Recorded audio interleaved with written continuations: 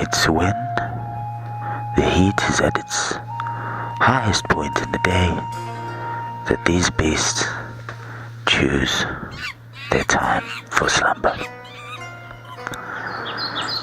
And it's important for these beasts that they get their rest, for it is a hard life that they live. These beasts, they can never be sure of their food. No, that's not true. That's not true. They can always be sure of their food.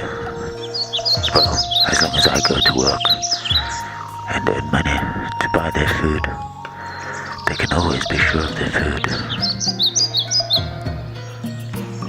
But that aside, these beasts need their rest.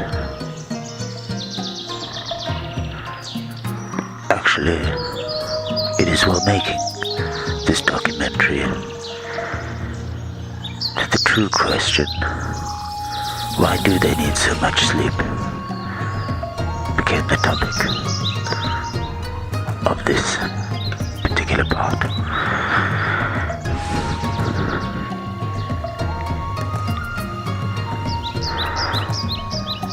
For when we analyze their daily activity, we actually start to notice that with no natural predators in their environment, with no competition for food, with no limitation on resources,